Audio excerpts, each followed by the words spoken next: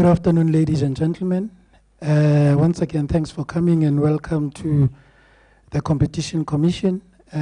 Without further ado, let me recognize the presence of the Minister of Trade and Industry, Minister Patel, and also the Minister of Communication and Digital Technologies, Minister Stella Abrams, Stella Ndabeni-Abrahams, but also the DG of DTPS, Mr. Robert Nguna, the commissioners, Commissioner Bonakaile and Deputy Commissioner Rachitsutsu, and also James Aprowski, the Chief Economist from the Competition Commission, and James Hodge, sorry, from the Competition Commission, and Jason Aprowski from also the Competition Commission. Nice. So before, I think I should also acknowledge the presence of the technical team,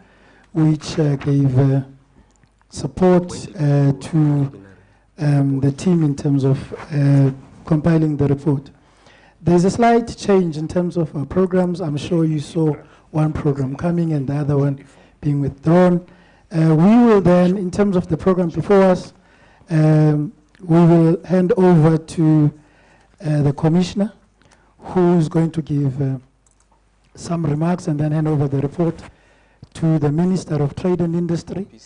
Immediately thereafter, the report will be handed to the Minister of Communications and Digital Technologies, who will also give us remarks. And immediately thereafter, we'll revert back to the proceedings as indicated earlier in terms of our program. So without further ado, let me call upon the Commissioner to give us comments. That's fine. I'll stand. Thank you very much, Master of Ceremonies. Ministers here present, Minister Patel and Minister Ndabeni-Abrahams. I would like to very quickly say that all protocol observed. I don't have much time. I want to welcome a very important briefing on the final outcomes of our market inquiry into data prices. Sipho has already explained the proceedings for today. What I have to do is to give you a very high level summary of the report, and then we will hand over the report to Minister Patel, who will then hand it over to Minister Ndabeni-Abrahams. So just a very quick background. This report was initiated by the Commission in August 2017, and it was initiated at the request then of Minister of Economic Development, who is now Minister of Trade and Industry. He wrote us a letter explaining that he requests that we do this quickly after consultation with his counterpart, who was then Minister of DTPS.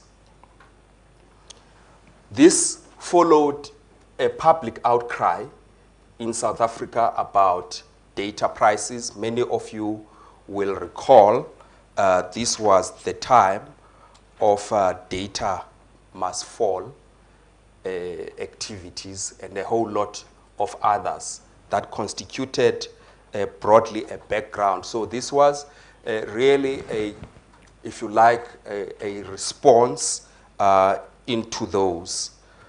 We will give you further context on this when we are doing a fuller briefing.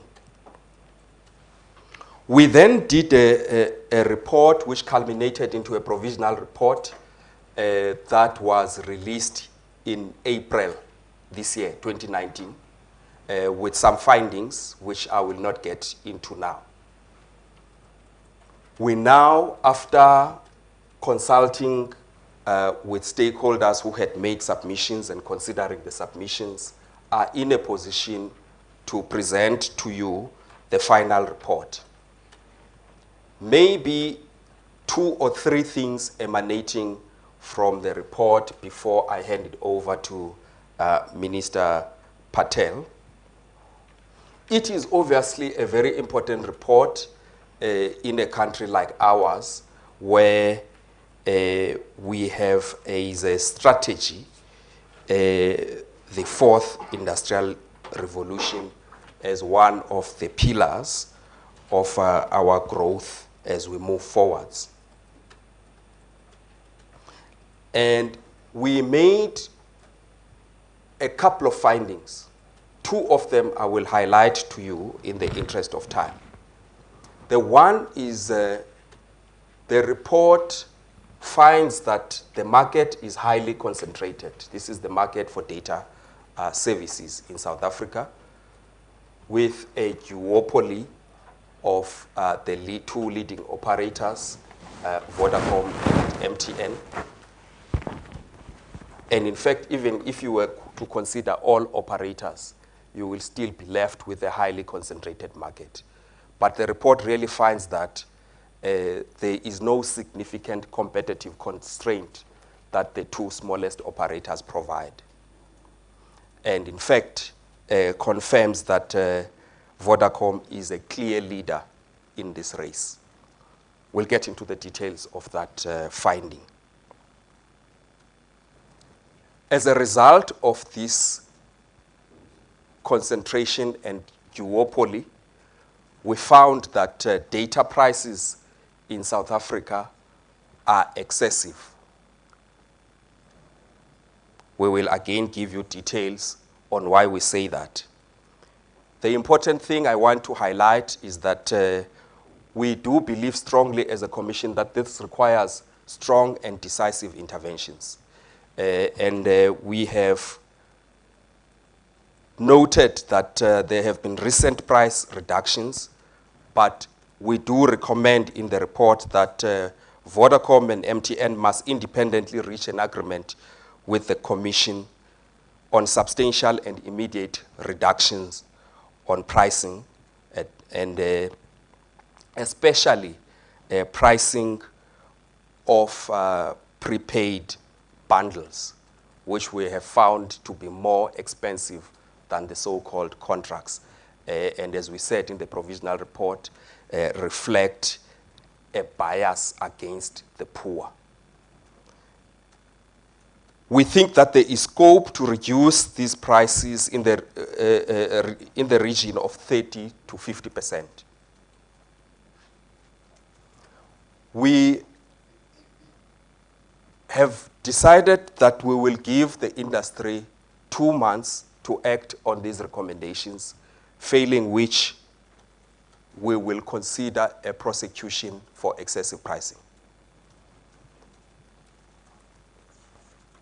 The second major issue that concerns the report, which makes the other operators unable to effectively compete, is the whole issue of infrastructure sharing, which is largely a regulatory issue.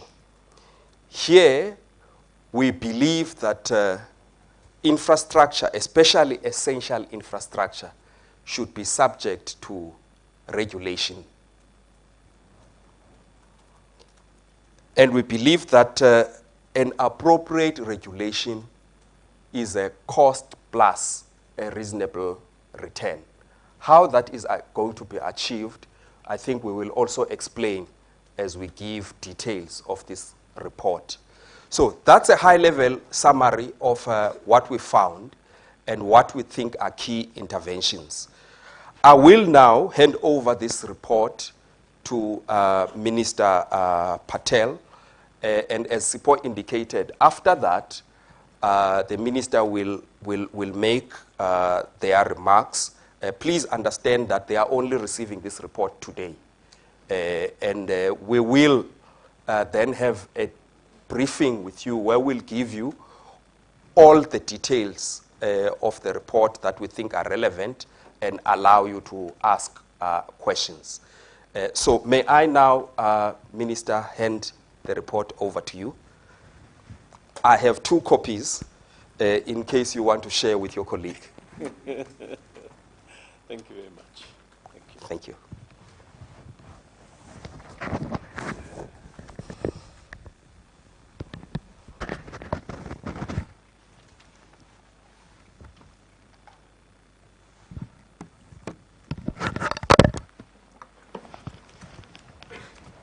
Well, thank you very much, Commissioner. And let me start by acknowledging the presence of Minister Stella Ndabeni-Abrahams.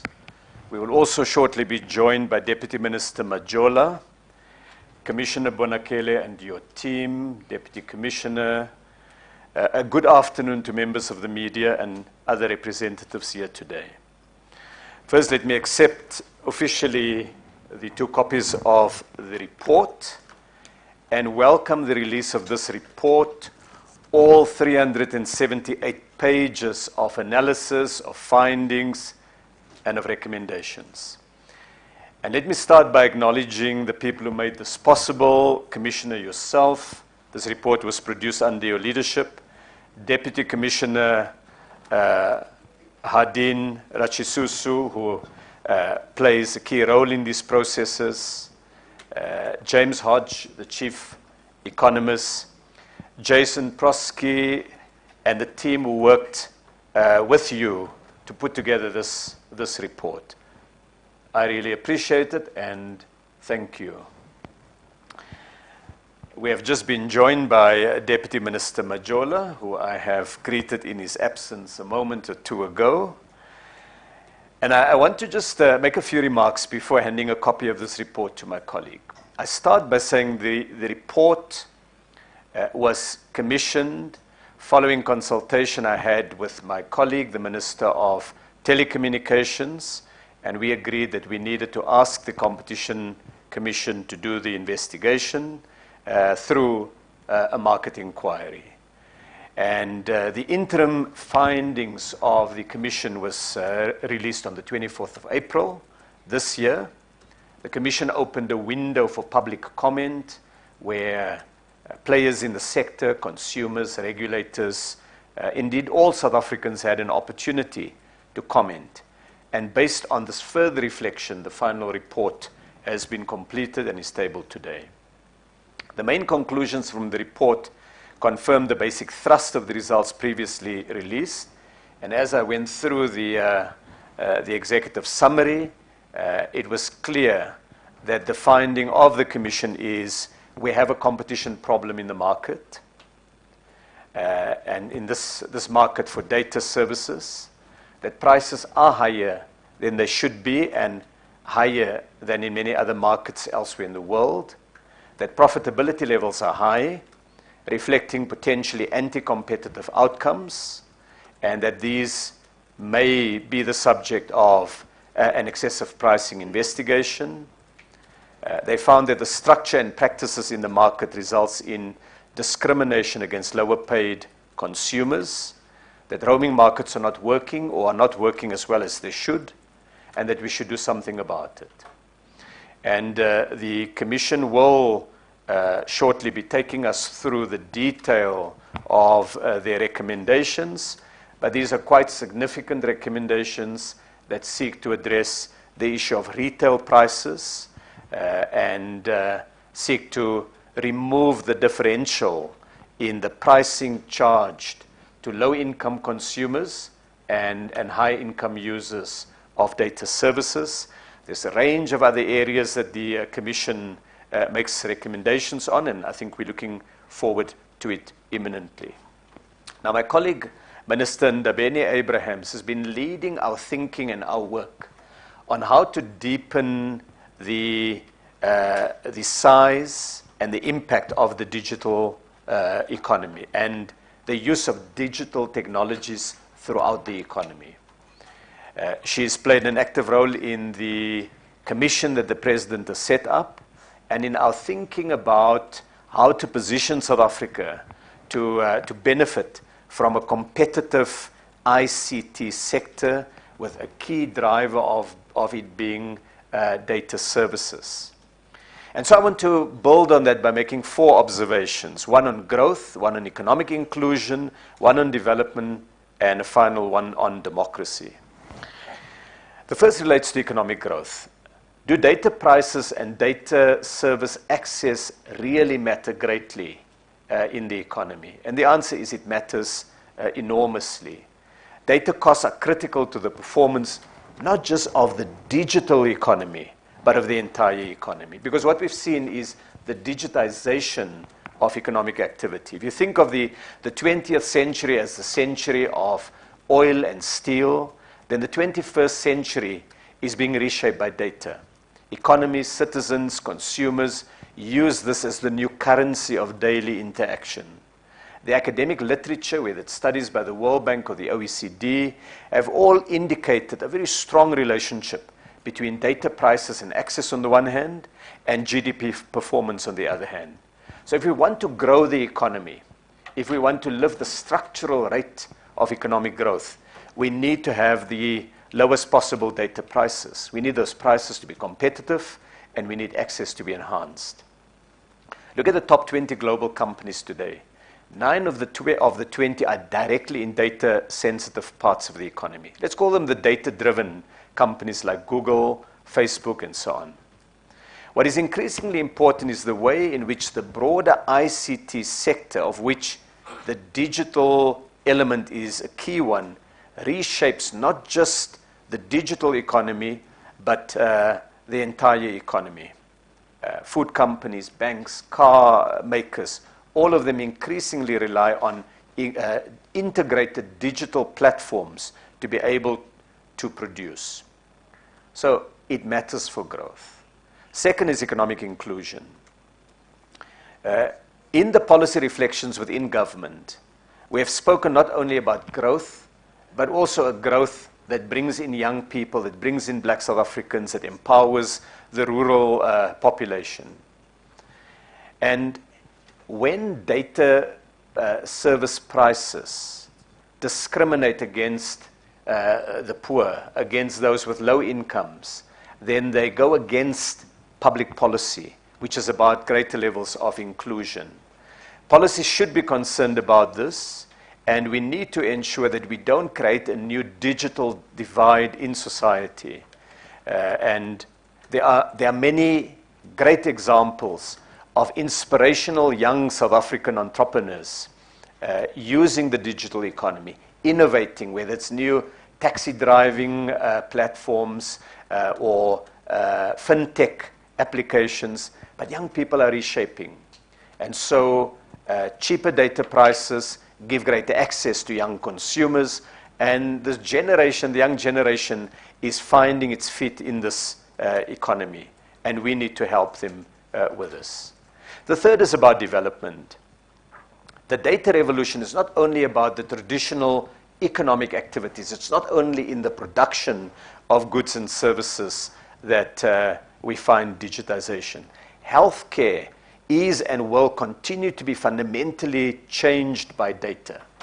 Access to learning, to education, to skills development is a function of learning platforms that are increasingly digitized, and it supplements normal education and increasingly opens up opportunities for young people to experience the best education that the world has to offer through these digital platforms. And so you can take any area of development and you can see the digital footprint reshaping that area. Finally is the issue of democracy and an informed citizenship. Whether it is communication exercises or election campaigns or the normal communication between government and citizens, digital platforms play a greater role. In the conversation between South Africans and among South Africans, social media is a key driver. When the generation pre-digital, they call us the non-natives, when we grew up, it was a different level of social engagement. But the digital natives, those who have grown up in the digital economy, communicate via this. And so for all these reasons, reasons of growth, inclusion, development, and democracy, it matters what happens to prices. And so the findings and the recommendations of the Competition Commission will be carefully studied by ourselves. It will be reflected on, and we will certainly back the actions that are necessary to help bring data prices down. I should indicate that the Commission has taken an unusual approach, an interesting approach, an approach that I characterized in April when the provisional report was released as something akin to a social compact, that it seeks to engage the industry, and if that engagement results in something positive, as it recommended with a market inquiry on the grocery retail sector a week ago, then we can have a new deal for consumers. And it's also said if, in fact, that outcome is not satisfactory, if it's not, doesn't result in a real material and sharp reduction in data prices, then there are other remedies that the Commission has indicated it will follow. So I really would like to do two things. The one is to take one copy of this report and give it to a colleague who's going to play a very big role in many of the recommendations in this report. And before I hand it over to her, I had challenged Commissioner. I had challenged you in April to take the then provisional report and summarize it in 10 tweets. In 10 tweets. And I think today we need something similar. Crisp summaries of your recommendations that can be the basis of the Twitter trends later today. So you've got your homework, and it's my pleasure, therefore, to share one copy of this report with Minister Ndabeni Abrahams, and to ask her also then, through the MC, to say a few words. The baby's handed over to you. Let me take this opportunity to thank the Minister of the Department of Trade and Industry and Competition, and greet the Deputy Minister, my comrade and brother, Comrade Majola, over that side. Greet, of course, the Commissioner with his delegation, my Director General from the Department of Telecommunications and Postal Services. I saw DG and Minister, they're still making a mistake. They still calling me Minister of Communications and Telecommunications. I am Minister of Communications and Digital Technologies. Minister, I want to first take this opportunity for thanking the Commission for the work that it has done. You have already indicated that this is an outcome of engagements between my predecessor and yourselves.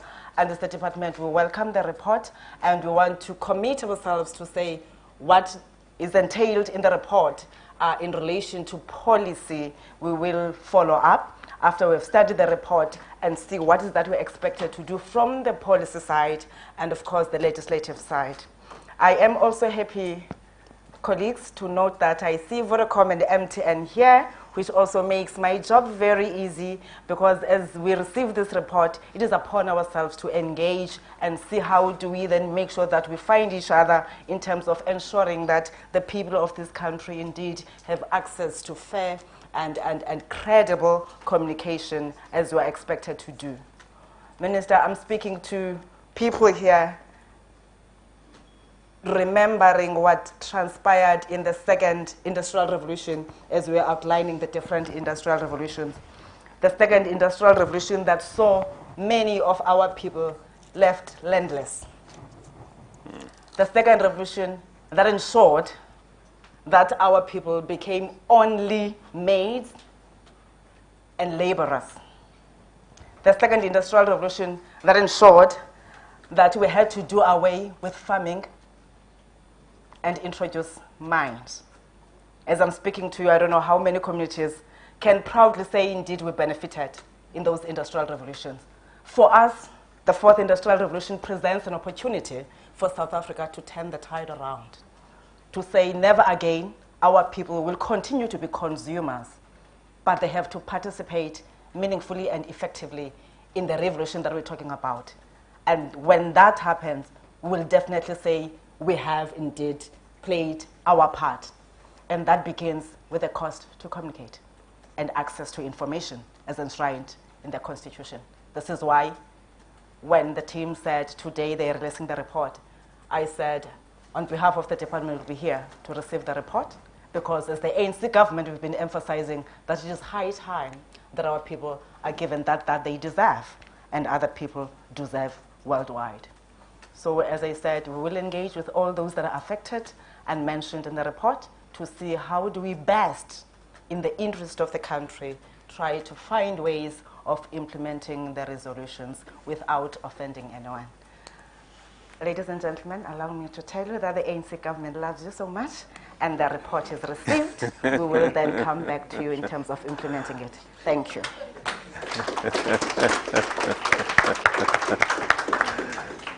Thank you very much to the Minister. Now I call upon Beautifully put.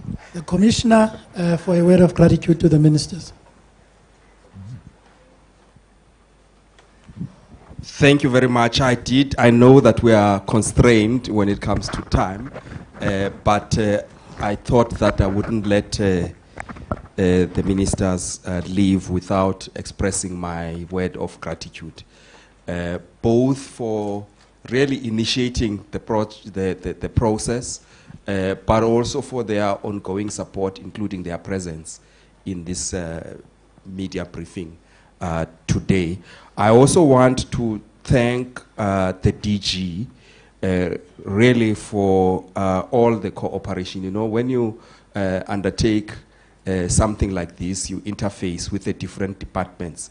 There is always a possibility that you may face resistance, you know, departments asking you whether you are investigating them. But it's been very easy to work with the department. I just want to say this in the presence of ministers, as well as everybody who has made this work a success. So I just wanted to mention that. We will thank everybody at the right time, but I know that Minister Stella Ndabeni-Abrahams is going to take leave soon. So thanks very much. Thank you, Commissioner. I think at this point, let's allow the Minister to take leave of us, and then we resume with our program. And I know that very many of us are on deadline, so we'll try and make sure that we are short as much as possible. Thank you. Be in touch with Irshad just to work on press.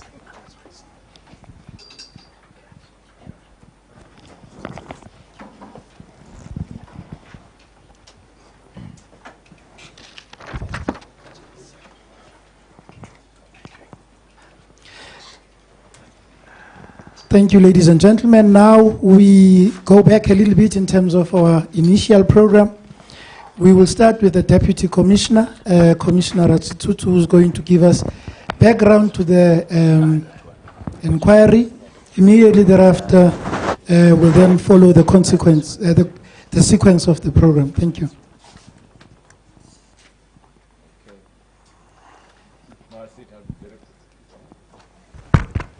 Well, thank you very much, Program Director and Minister and Deputy Minister.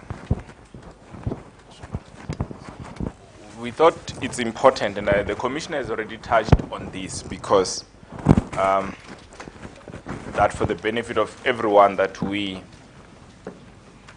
clarify the process so that you understand why we have the report, you know, like this, and the process that will ensue afterwards, the legal process.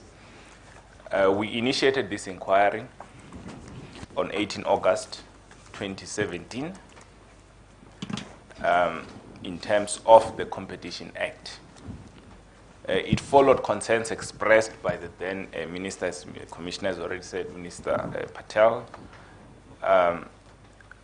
about high levels of data prices in the country and concerns from the general public. We received a request on 21 June 2017 after the minister had consulted the then Minister of Postal and Telecommunication Services, who had expressed similar concerns. A market inquiry is defined in the Competition Act as a formal inquiry in terms of the general, in respect of the general state of competition in a market for particular goods or services, without necessarily referring to the conduct or activities of any particular named firms. As such, the inquiry in this case considers the market for data services broadly and is not limited to any specific firm or conduct. The purpose of this inquiry was twofold. First, to understand the reasons for high data prices, and secondly, to make appropriate recommendations to address those concerns such that prices are ultimately lowered and ensure that the market is competitive. We had a formal call for submissions on 20 September 2017, held public hearings from 17 to 19 October 2018. We released the provisional findings and recommendations on 24 April 2019. We received a number of submissions from stakeholders, including government, civil society, business, one political party to be specific, consumer groups, and the sector regulator. And we have reviewed these submissions in detail and consulted further with stakeholders where required.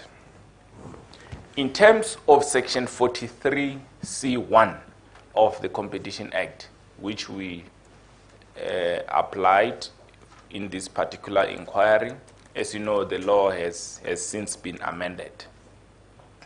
Upon completing a market inquiry, the Competition Commission must publish a report of the inquiry in the Gazette and must submit the report to the minister with or without recommendations, which may include, but not limited to, 1, recommendations for new or amended policy, legislation, or regulations, and B, recommendations to other regulatory authorities in respect of competition matters.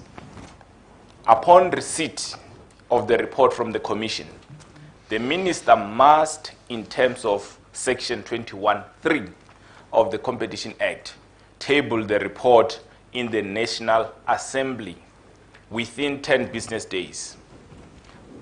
Or, if Parliament is not sitting, which I think is the case now, within 10 business days after the commencement of the next sitting. On the basis of information obtained during a market inquiry, the Commission may, in terms of Section 43C3 of the Competition Act, initiate an investigation or reach a settlement with the respondent firms, initiate an investigation against any firm, initiate and this is very important, and refer a complaint directly to the tribunal without further investigation, and take any other action within its powers in terms of this act recommended in the report and all the recommendations we have therein, or take no further action. So we have not taken this option. So we are taking action. So there's an option that we may conduct an inquiry and not take action.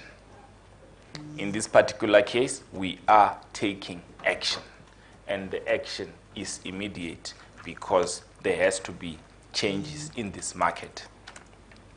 And therefore, today's proceedings mark the conclusion of the Commission's market inquiry, and what follows next will be the implementation of the recommendations as well as engagements that may be necessary.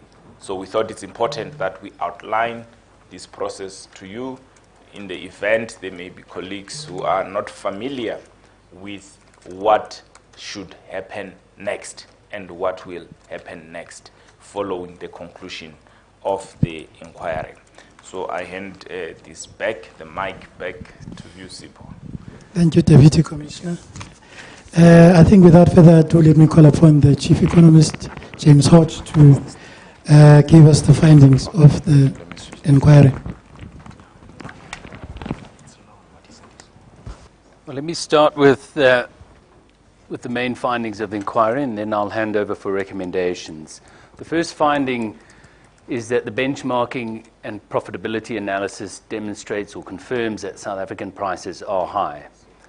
We're all aware that benchmarking may not be perfect, but across numerous benchmarks of the ITU, Tarifica, Research ICT Africa, and even looking at the two dominant operators, Vodacom and MTN's pricing in the other markets in which they operate, all of that confirms that South African prices are higher than they ought to be.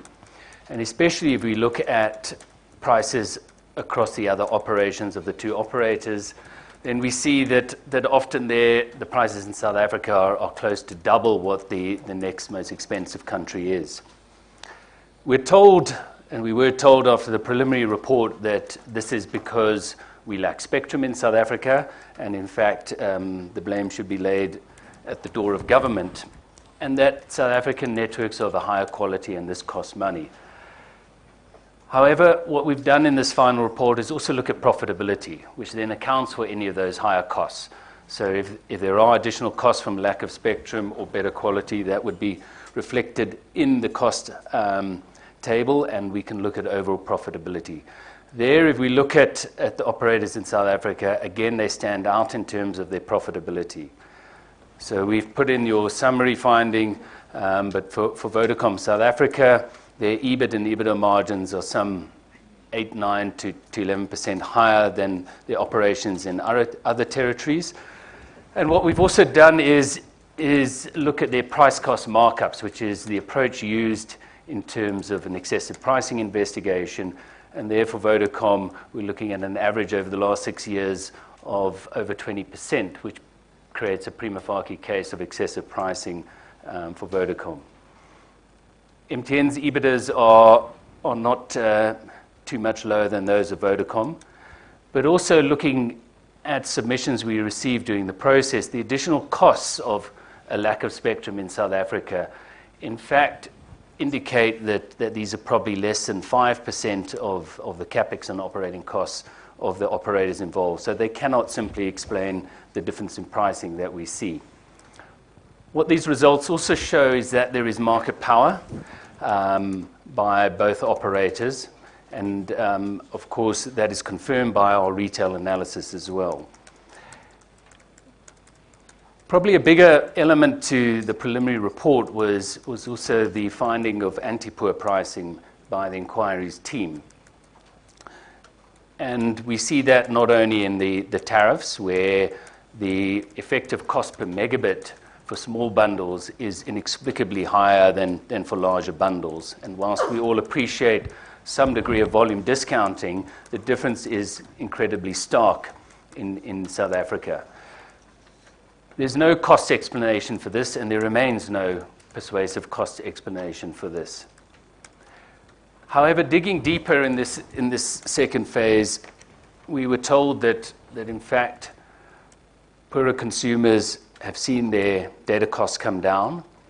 But as one scratches the surface of that, it's clear that the poorer consumers have had to resort to hourly and daily bundles in order to access affordable data. And it's not as though the prices of monthly bundles, which would give continual access to the online community, have come down at all, because in fact those haven't. And that is another feature that the inquiry team has identified. The stark contrast in strategy in South Africa compared to other operating markets for Vodacom and MTN.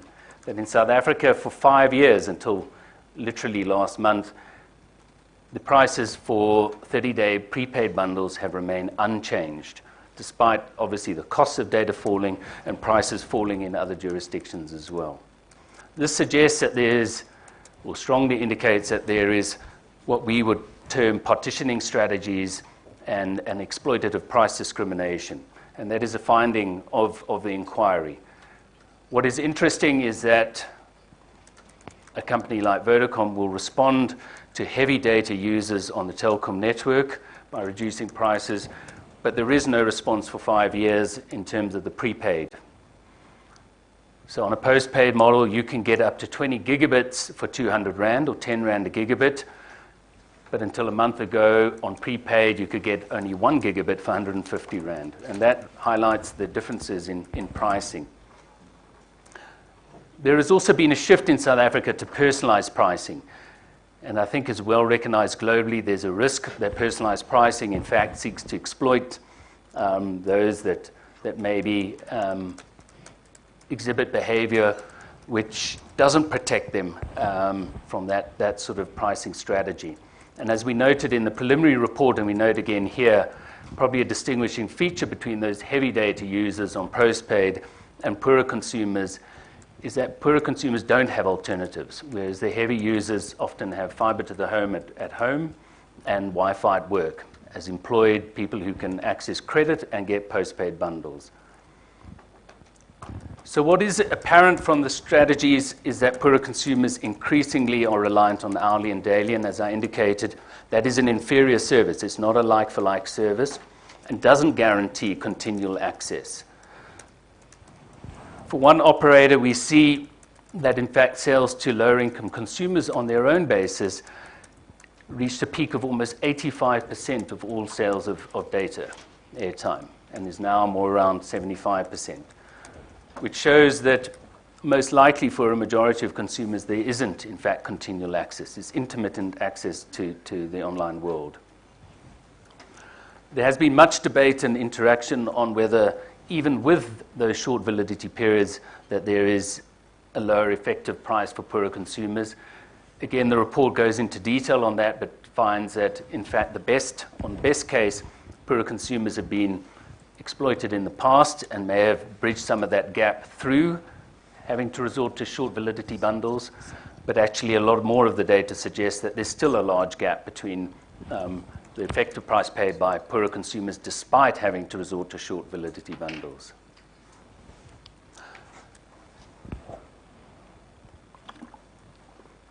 In terms of retail competition, I don't think we need to dwell too much.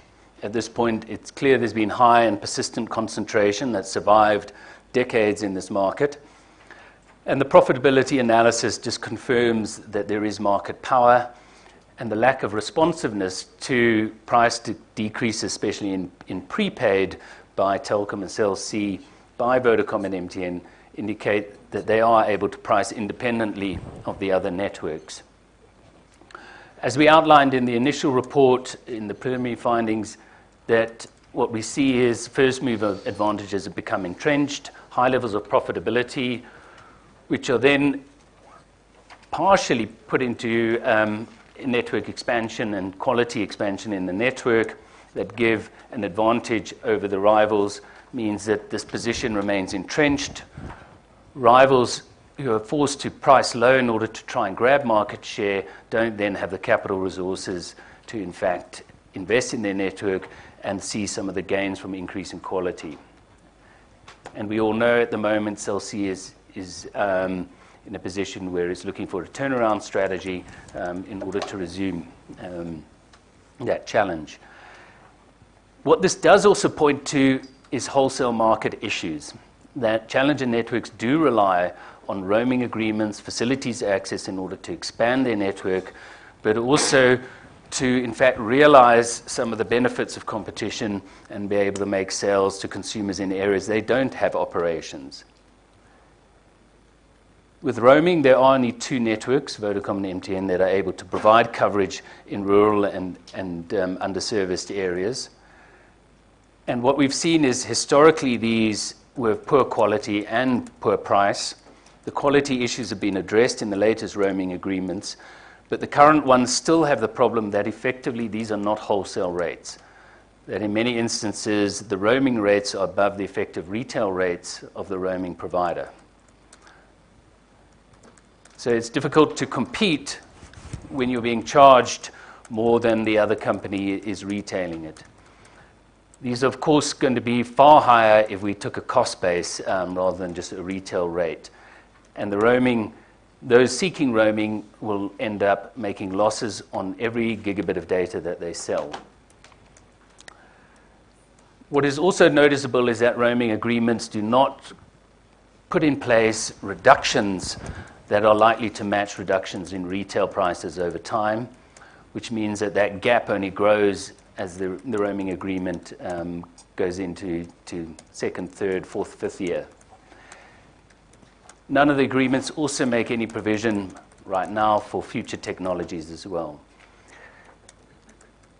For MVNOs and wholesale data providers, we see the same thing. There are continual complaints that, in fact, the wholesale rate lies above the retail rate, and these aren't wholesale prices at all. There is a policy decision to support AWON, which will provide wholesale access to service providers. And so our finding is that this should enhance competition in the medium term, but of course in the short term that's not going to change, because effectively at this stage it is really only Cell C that is operating in a manner that supports MVNOs. Our next finding in terms of spectrum and cost. Spectrum is a debate that has moved on. We anticipated that in the preliminary report, and we called at that time for an urgent policy directive, which was delivered upon, and then for ICASA to put out an information memorandum, which has also occurred. The Commission made extensive submissions to ICASA at the point of developing that information memorandum, and those were in line with the principles we had sketched out in the preliminary report. The way forward in terms of spectrum is really that the Commission will continue to engage in the ICASA process, as that now supersedes our own process. But in essence, our submissions were that spectrum must be allocated on a pro-competitive manner, because spectrum does impact competitive dynamics in the market, and to do otherwise would just simply entrench a market structure that has failed to deliver on lower prices. We've also suggested a range of support for the WOAN, which has found its way into that information memorandum. So cost-based facilities access and roaming agreements that at least will provide it a means to be competitive before it has a full network. And an emphasis that the WOAN should only be licensed if in fact a commercially successful applicant is licensed. For facilities leasing, we think that the current approach of really facilities access based on the facilities leasing regulations is insufficient, that cost-based pricing should be in place for essential facilities, but also that the current legislative framework is probably unsuited to proper facilities leasing regulations. In fact, moving to any sort of price regulation may require an entire market inquiry itself by ICASA.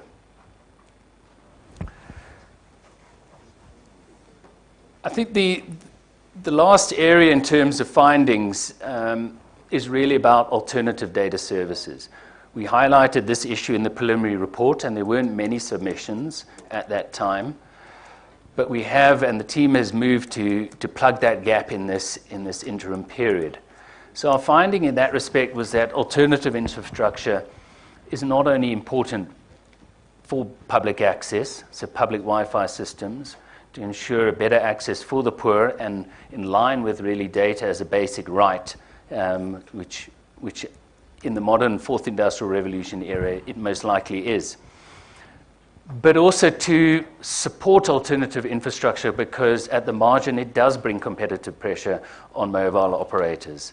And even in moving towards a 5G world, a dense network of fiber optics cables and service would better service the economy and the broader economic goals.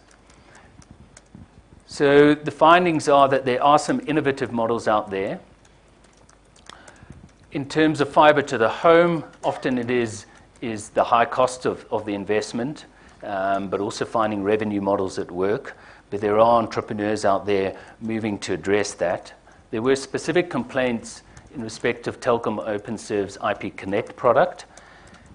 And after engagements with Telkom OpenServe, the inquiry has found that those markups are in excess, well in excess of costs, and that again there's a prima facie case of excessive pricing that will form part of our recommendations. In terms of public Wi-Fi and other initiatives, the report provides, I think, interesting reading and ideas for how government may take this forward. But one in particular maybe stands out is that in the world of data in particular, there is not the same requirement as there is in voice for interconnectedness to every other subscriber nationally. And so, in fact, there's a lot more room for spectrum to be used at a subnational level or local level to support community networks and other networks that may provide cheaper access than a national one. And that has formed part of our submissions to ICASA. So I think that's a summary of the findings of the inquiry, and I'll now pass over to the Commissioner to read through the recommendations. Thank you very much, James. And over to you, Commissioner. Thank you.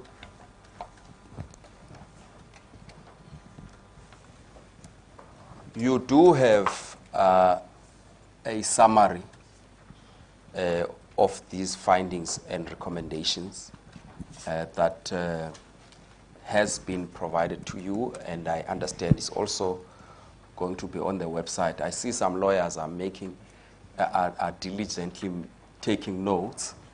It's out there, don't worry. I'm just going to try and summarize. Now that we have an analysis of what the problem is, what then has the Commission decided are the required interventions? And I spoke earlier already about them. So what we have is a package of recommendations that provide for immediate relief on prices, especially for low-income consumers.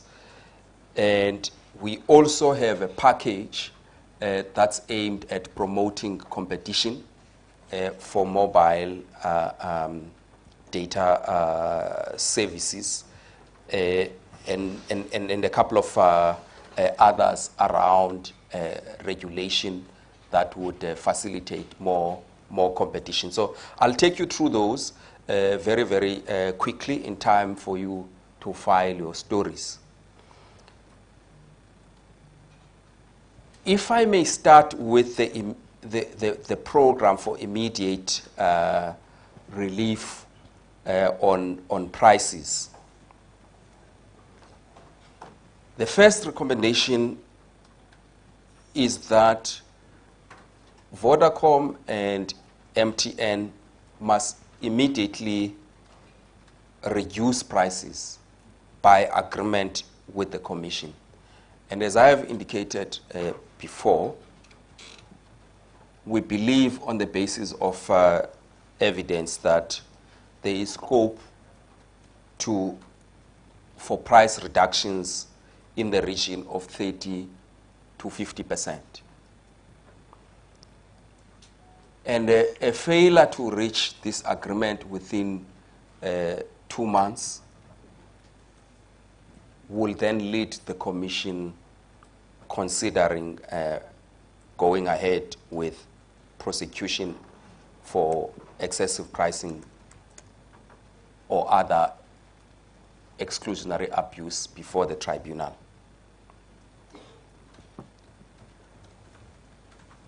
2, Vodacom and MTN must independently reach an agreement with the Commission also within 2 months on the reduction in headline prices of all 500 megabytes 30-day prepaid data bundles to reflect the same cost per megabyte as the 500 megabyte 30-day bundle that is for postpaid or contract. So we are calling for the removal of the price discrimination for those data bundles. Also, 3, Vodacom and MTN must immediately reach an agreement with the Commission to cease the ongoing partitioning and price discrimination strategies that may facilitate greater exploitation against the poor. This again reinforces the previous recommendation that discrimination against poor customers has to be eliminated.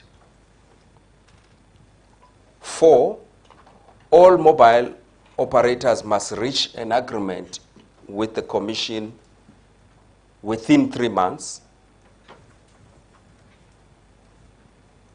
that will provide for a monthly lifeline package of daily free data to ensure that all citizens have data access on a continual basis.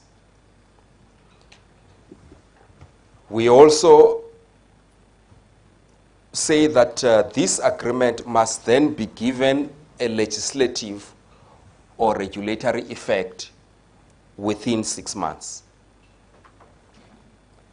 The precise level of the lifeline data package and any annual adjustment should be determined in consultation with the industry, the sector regulator, ICASA, and the relevant experts. We believe that it should be sufficient to ensure each citizen's participation in the online economy and online society. So this is a minimum package that we are calling for, a minimum package of free data. 5, all mobile operators must reach an agreement with the Commission within 3 months on a consistent industry-wide approach to zero-rating content for public benefit organizations and alike. This is in addition to the recommendation I have outlined above. We do know that different operators do provide this service, but there is no regulation or coordination around it.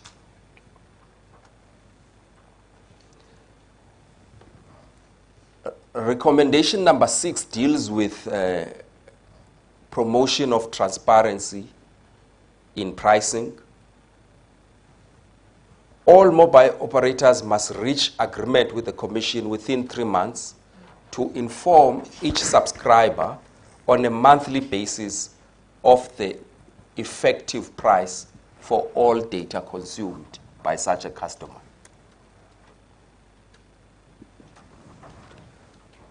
7, Telkom Openserve must reach an agreement with the Commission on substantial price reductions for IP Connect to remove excessive pricing concerns that are highlighted in the main report.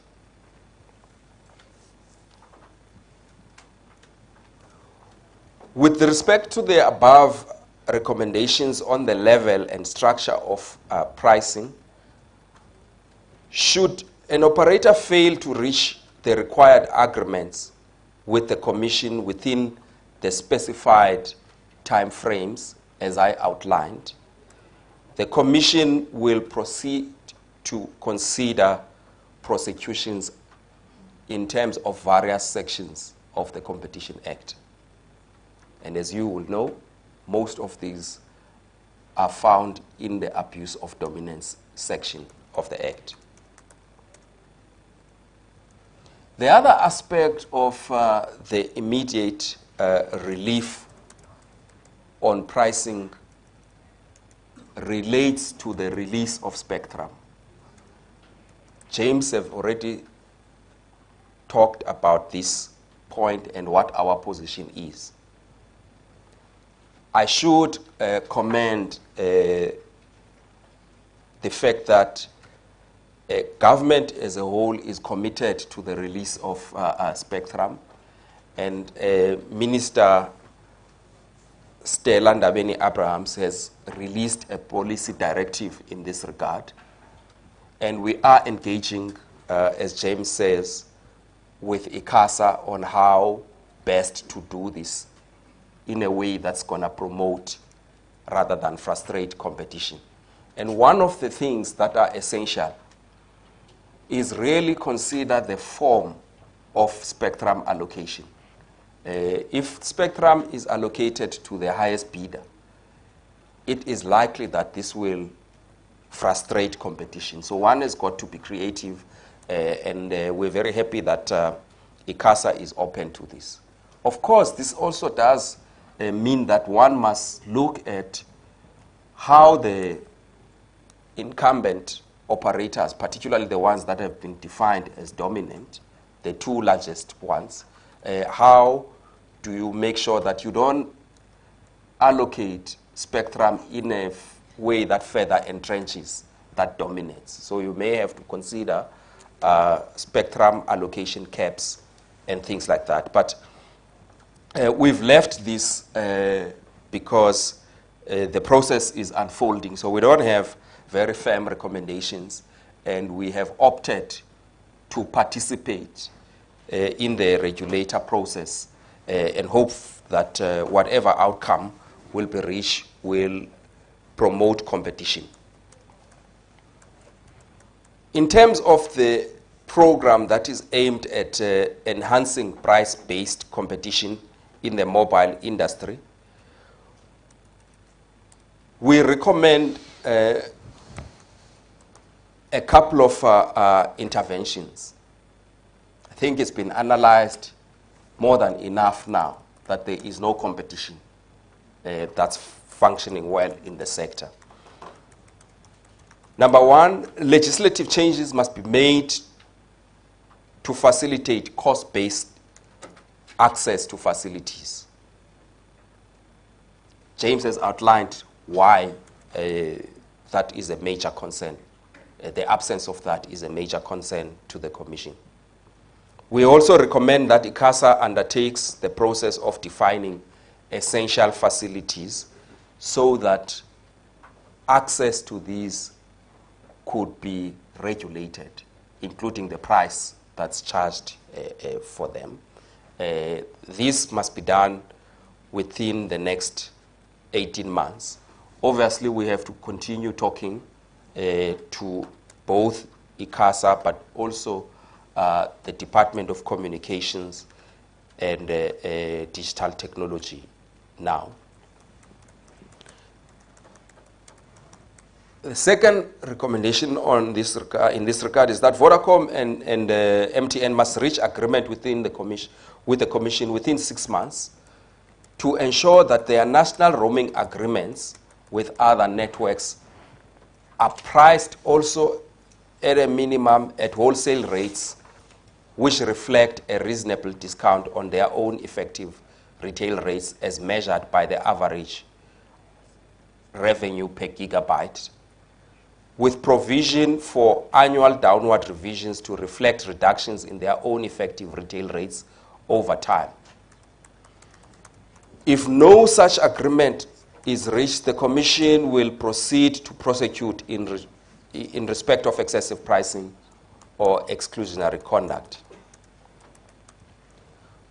With respect to MVNOs, we recommend that all mobile operators must reach an agreement with the Commission to ensure that the wholesale rate reflects discount on the prevailing effective retail rate.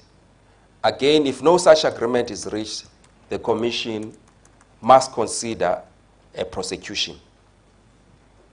4, Vodacom and MTN must reach agreement with the Commission to institute accounting separation for their wholesale network infrastructure so that we have some transparency on retail prices as well as infrastructure pricing. This must happen within the next 6 months. The Commission recommends that the Department of Communications and Digital Technologies immediately start the process of policy and legislative reforms to incorporate the above, and also to make sure that ICASA's regulatory oversight over this sector is strengthened. The legislative changes must, at a minimum, include a comprehensive review of Section 67 of the Electronic Communications Act to ensure that the preconditions for regulatory interventions are proportional to the type of intervention envisaged. It goes without saying that we think that this section is overly prohibitive of regulatory interventions insofar as it prescribes a requirement, certain minimum preconditions before an intervention can be made. To provide for the regulation of national roaming and NVO agreements by ICASA in line with the recommendation that I have outlined above in this respect. To provide for clear principles for access and price regulation for leasing of different types of facilities, and to progress the rapid infrastructure deployment strategy as contemplated in various government documents. We also note that, as per our provisional report, that access to internet, especially for the poor, could be greatly enhanced by availability of free Wi-Fi. We note, as we did in our provisional report, that again the availability of free Wi-Fi tends to discriminate against the poor. So the rich are able to have access to Wi-Fi at hotels, at places of work, and many of the places that they visit, including restaurants. We believe that national government must provide incentives to FTTH providers for network rollout in low-income areas. This may take the form of tax breaks or financial support from various government agencies. That government at all levels must actively promote the development of free public Wi-Fi in low-income areas, including government buildings, commuter points such as train stations, taxi ranks, and public spaces such as parks, shopping areas, and government services offices, as well as the creation and entry of community networks. The ultimate objective should be for at least that each municipality should have a place that provides free or affordable Wi-Fi service in such public areas within the boundaries of such a municipality, at a minimum.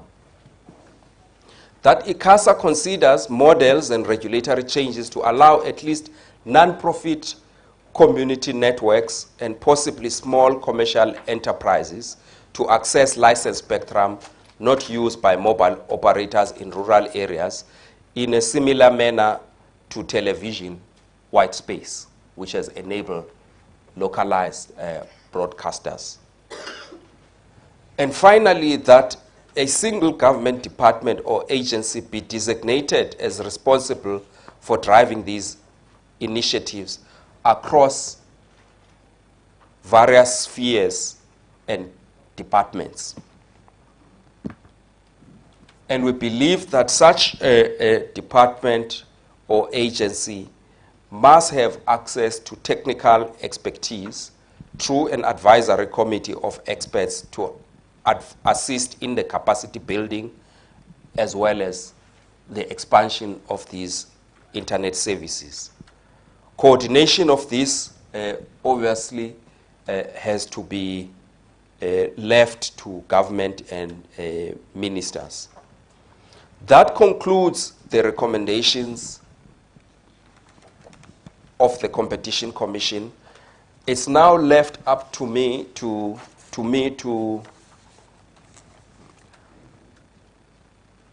conclude this briefing by thanking various people who have made this work possible.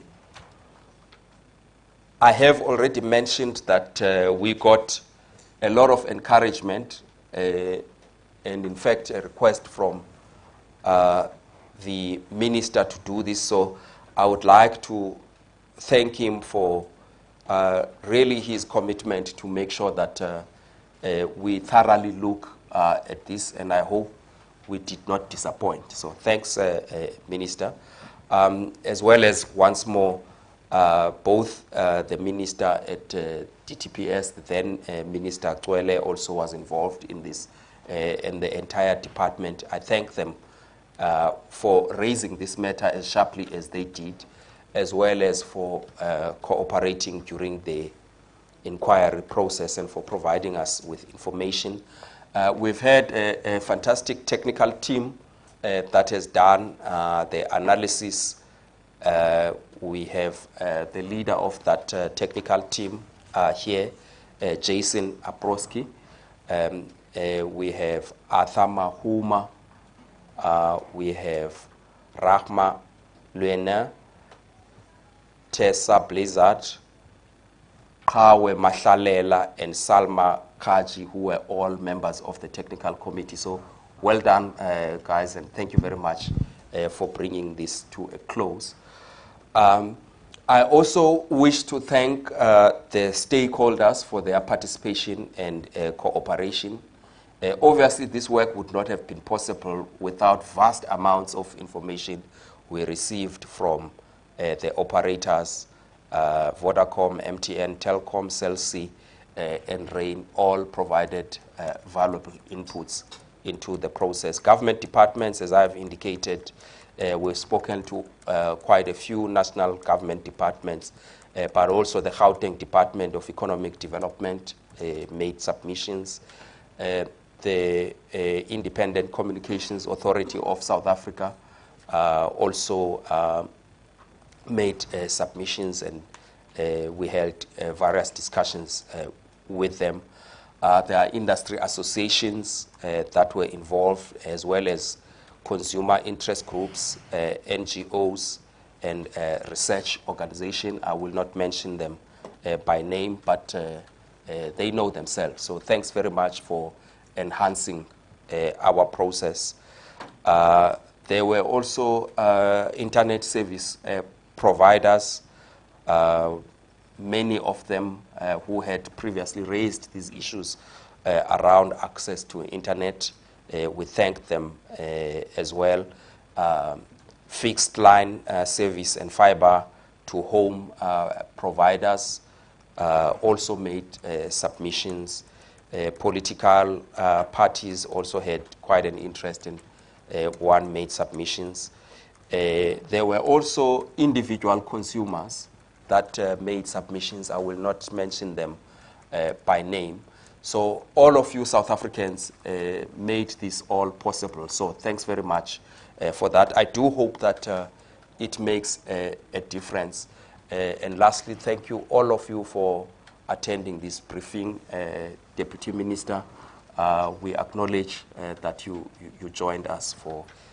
Thank you for supporting us. Thanks very much.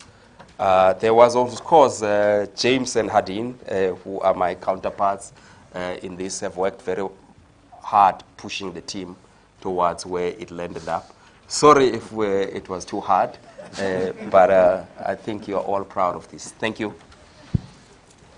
Thank you very much, Commissioner. Now, ladies and gentlemen, we are going to invite members of the press who may have questions and clarifications with regards to the report. We'll take 5 of those at a time. We hope that there's not going to be too much commentary, given the fact that I know most of you are on deadline and have to submit. So if you can go straight to those who have questions, introduce yourself, your institution, and straight to your question. I have Ray in front, number 1. Can you take 5 hands? If none, number 2, the gentleman. Is there another one? Ladies and gentlemen, if there are no 5 questions now, these will be the last questions, given the fact that we may have time constraints. Is there anyone who has a question? Thank you very much. These 2 gentlemen can go ahead. It's Ray Mahlaga from Daily Maverick. In the provisional report, the Commission was reluctant to make a finding about whether MTN and Vodacom are engaging in anti-competitive behavior, because at the time the findings were still provisional. Now you go on to say that Vodacom South African operations have a materially higher margins than its operations elsewhere, and that there is a prima facie evidence that their price cost markups are quite high. Obviously, I haven't read the full report, but I just wonder, did you make a finding specifically on Vodacom and MTN, whether they are engaging in anti-competitive behavior, given their sky-high profits, especially for their South African operations? Thanks. That was question number 1. Number 2.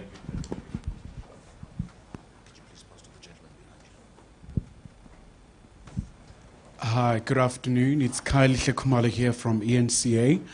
Just to get your response, I mean, have you been able to interact with the 2 service providers? And what has been just their immediate reaction at all, given the fact that, I mean, like you just alluded, that the pricing is rather very excessive, even just in comparison to the African nations where there the prices are slightly lower.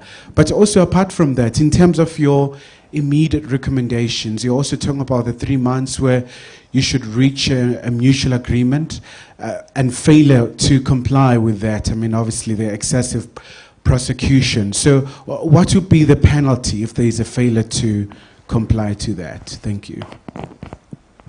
Thank you. Over to you. Okay, fine. We can take it.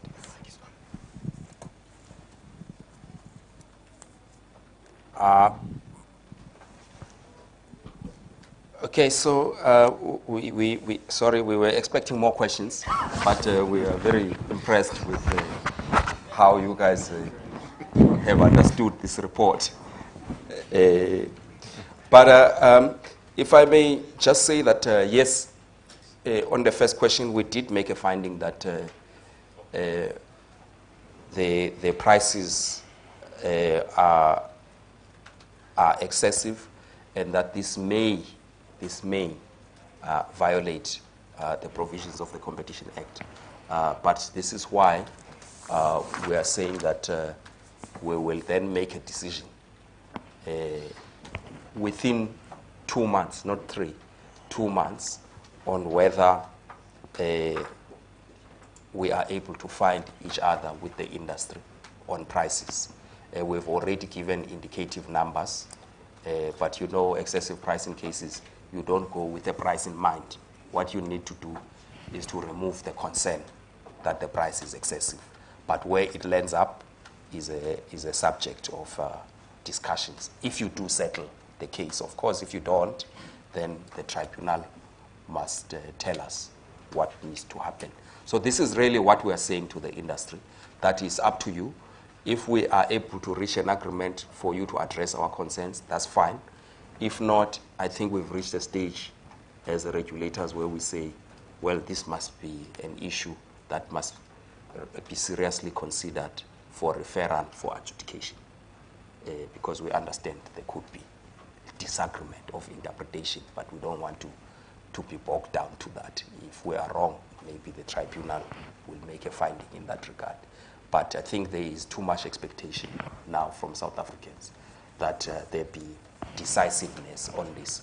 We can't continue kicking the ball back and forth. We, of course,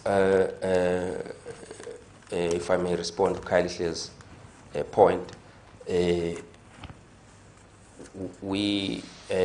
this process involved engaging with the operators.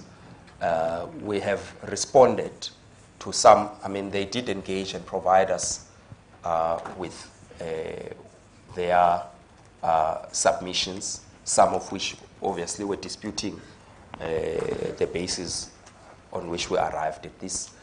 I think our report explains that very well, why we still stick to this finding that the prices are excessive, and also that the prices are anti-poor. I think this is a point that we think should not be missed, because even on comparing prices of a single operator, just looking at their own 30-day data bundle pricing, you will see that prepaid and postpaid bundles are priced differently, and often those who use prepaid, which tend to be the poor, are the ones who pay higher.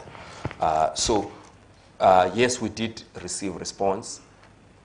We will see now what's going to be the response to now the recommendations, because as I've said, we can't continue debating, data and what its meaning is. We've done enough of that.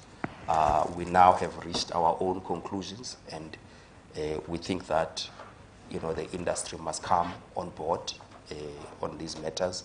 If not, as I've said, we must do what we need to do.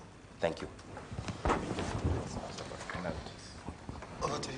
Just to add on Kylie's question, will there be penalties? What happens if Vodacom or MTN, Telkom, Openserve, insofar as it relates to those recommendations we've made? There will be prosecutions. This is what we are saying.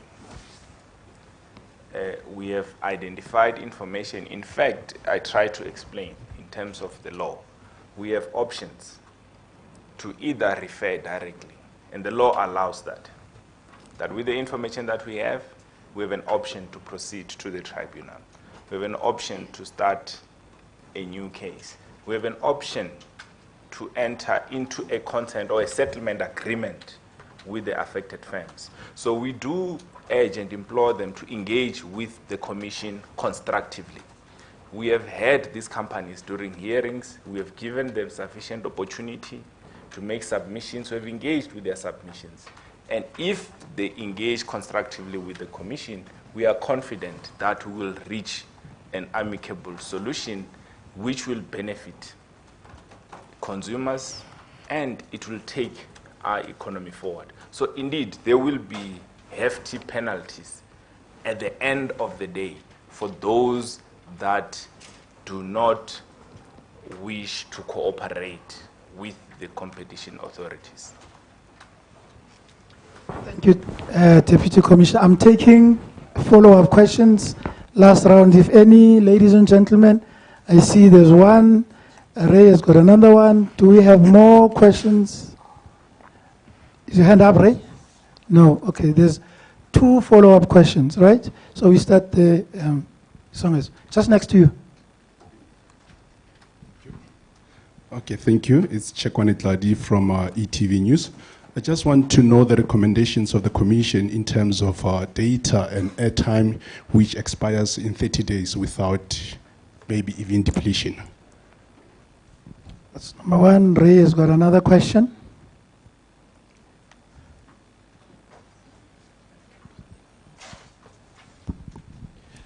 It's Ray again from Daily Maverick. I'm just hoping to get it in your own words. It seems like the recommendations here are very adversarial. In your approach towards these two large mobile operators are quite adversarial, whereas in previous inquiries, your approach seemed to be more of a collaborative engagement kind of approach, whereas in this time you're talking tough towards the mobile operators. I just wondered, to get it into your own words, why have you taken this seemingly adversarial approach towards the implicated companies? Thanks. Another one? Okay, thank you. Over to you. You only have two follow-up questions.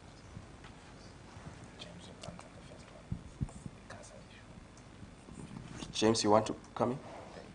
Well, just maybe on the first question, I think the issue of expiry of airtime is really something that ICASA has taken up in terms of their end user and subscriber charter, along with out-of-bundle rates. So that process is already underway, and I believe there's an implementation plan for that. So that fell outside the terms of the inquiry, but it is being addressed, as I understand.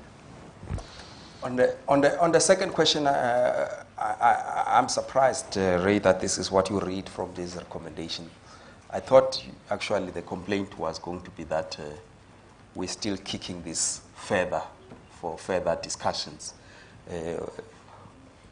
which is basically what we are doing. Of course, we've put some boundaries into that, but if you read this carefully, it's consistent with our previous approach. I think I can now remember 3 market inquiries, at least 2 before this one, where we really put the matter back for discussions with the industry. This is what we've done here. What you will see, though, is that there is some urgency, and I am sure that a lot of people will agree that we need to move with speed. You know, we took 2 years to do this inquiry. Other people, including the minister here, were complaining that why it takes so long. Of course, we had to engage with everybody. So I think that there is now an opportunity for all stakeholders, including government, by the way, to really, it's an opportunity for a restart. What we're saying to the industry is that we can't continue on this path. I mean, you know, we think that just looking at your profitability, this should mean something to you as well. That you should come to the table. And when we say we will prosecute, it's not like we look forward to that. I can tell you the most painful thing you can do is to go to court and try to prosecute. So if you are able to resolve matters amicably, I think we've given that opportunity that we must try and resolve matters amicably. But we cannot afford to be indecisive. You know, I think we have justified why we have reached the conclusion that we have. We've engaged experts, we've engaged everybody. It's now time to act, or we have an adjudicative process.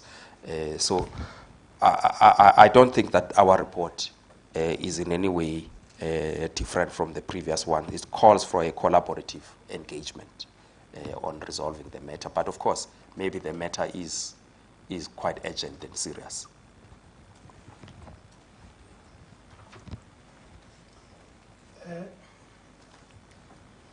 Ladies and gentlemen, thank you very much for coming. We're now going to allow, as you know, the photo opportunity of the technical team and the ministers and the commissioners. From there, immediately then we'll proceed with our one-on-one interviews. We have taken note of all the requests for interviews. Later, we'll respond as soon as possible. Thank you.